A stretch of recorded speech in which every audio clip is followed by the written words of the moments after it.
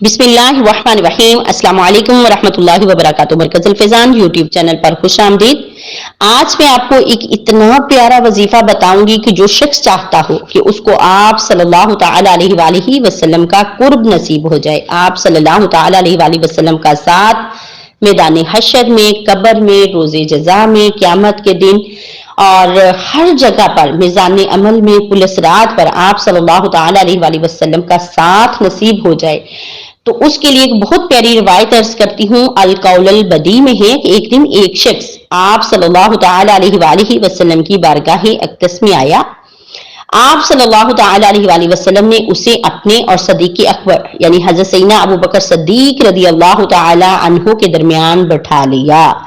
اس سے صحابہ کرام رضوان اللہ علیہم اجمعین کو بہت تعجب ہوا کہ یہ کون سی مرتبہ شخص ہے، کہ کیونکہ آج تک آپ صلی اللہ تعالی علیہ وآلہ وسلم نے ہمیشہ ابو بکر کو اہمیت دی تھی، اپنے اور ان کے درمیان کسی تیسرے کو حائل نہ ہونے دیتے تھے۔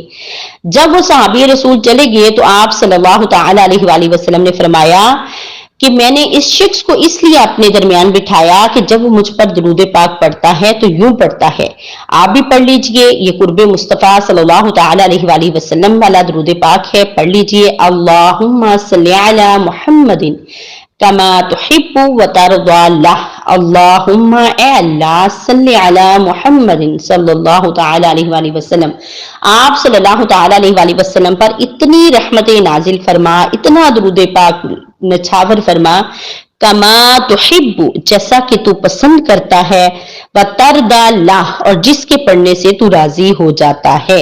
ایک لائن ہے، دوبارہ سے پڑھ لیتی ہیں۔ اللہم صلی علی محمد کما تحب وترضی اللہ، اس کے پڑھنے سے آپ صلی اللہ تعالی علیہ وآلہ وسلم کا قرب نصیب ہوگا۔